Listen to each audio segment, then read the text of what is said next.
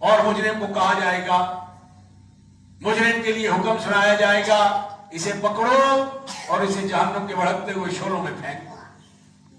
اب تصور کریں ذرا، آج ایک یہ آپ جہاں پر سریا بنتا ہے اس کی بھٹی میں اس کو دیکھیں، تصور کریں، اور اگر اس بھٹی میں لوہا جاتا ہے پانی بن جاتا ہے، اگر کسی انسان کو پھینک دیا جائے تو کیا بنے گا؟ ایسی کیفیت کہ جہنم کی آگ 70 گنا زیادہ تیز۔ اب اس کو آگ کو دیکھے گا، بھڑکتے ہوئے شعلوں کو دیکھے گا، مجرم رو رہا ہے، چیخ رہا ہوگا، فریاد کر رہا ہوگا، آہ بغا کر رہا ہوگا، التجائے کر رہا ہوگا، دھاڑے مار مار کر رو رہا ہوگا، یہاں تک کہ اپنے ہاتھوں کو چبا رہا ہوگا، لیکن کوئی فریاد سننے والا نہیں ہوگا۔ اور قرآن اور حدیث کے اوراق کو پلٹیے، یود المجرم لو یفتدی من عذاب یومئذ ببنیہ وصاحبتہ واخیہ وفصیلتہ التی تؤوی ومن فی الارض جمیعا ثم ینجی کلا کلا کلا۔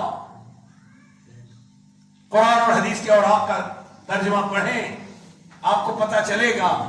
اس دن مجرم کہے گا، اے اللہ میرے والد کو دوزخ میں ڈال دے، مجھے بچا لے، میری ماں کو، والدہ صاحبہ کو جہنم میں ڈال دے، مجھے بچا لے، اے اللہ میرے بھائیوں کو جہنم میں ڈال دے، مجھے بچا لے، اے اللہ میرے بیٹوں کو جن کے لیے دنیا میں حلال اور حرام کی کوئی تمیز نہیں کی، اے اللہ ان بیٹوں کو بھی جہنم رسید کر دے، اے اللہ مجھے بچا لے، اے اللہ میرے عزیز رشتہ داروں کو دوزخ میں ڈال دے، مجھے بچا لے۔ پھر کہہ رہا ہوگا، اے اللہ یہ جو میری بیگم ہے اسے بھی دوزخ میں ڈال دے، مجھے بچا لے۔ وَمَنْ فِي الْأَرْضِ جَمِيعًا، اے اللہ زمین کے سارے خزانے لے لے، اے اللہ مجھے بچا لے۔ اعلان کرنے والا اعلان کرے گا، کلا کلا، آج تجھے ہرگز نہیں چھوڑا جائے گا۔ تب وہ اپنے جرم کا اقرار کرے گا، اور یہی آج کے میرے اس درس کا حاصل ہے، مرکز ہے، مدعا ہے۔ کیا کہے گا؟ یا لیتنا اطعنا اللہ واطعنا الرسول، کاش میں نے دنیا میں اللہ اور اس کے رسول کی اطاعت کی۔ آج ہمارا پیغام بھی آپ کے لیے یہی ہے، ہوش میں آ جائیے، بیدار ہو جائیے۔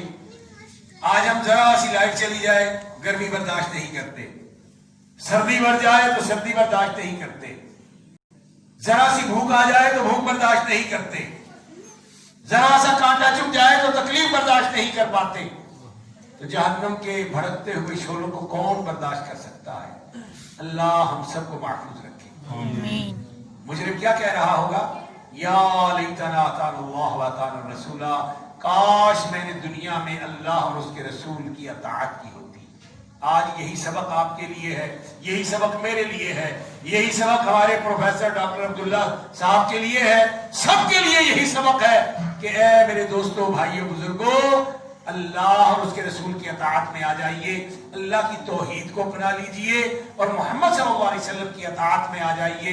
جس طرح انہوں نے زندگی گزاری اس طرح زندگی گزارنے کی کوشش کیجئے، تاکہ اللہ رب العزت ہم سب کی دنیا اور آخرت کو بہتر فرما دے۔ اور میں اکثر یہ کہا کرتا ہوں، اگر جنت میں جانے کا ارادہ ہے سبھی کا، سبق پڑھ لو، سبھی تم محمد کی اطاعت کا، محمد کی اطاعت دین حق کی شرط اول ہے، اگر ہے اس میں کچھ خامی تو ایمان نامکمل ہے۔ اللہ رب العزت ہم سب کو محمد صلی اللہ علیہ وسلم کی اطاعت اور اتباع کرنے کی توفیق عطا فرمائے۔ آمین ثم آمین و آمین۔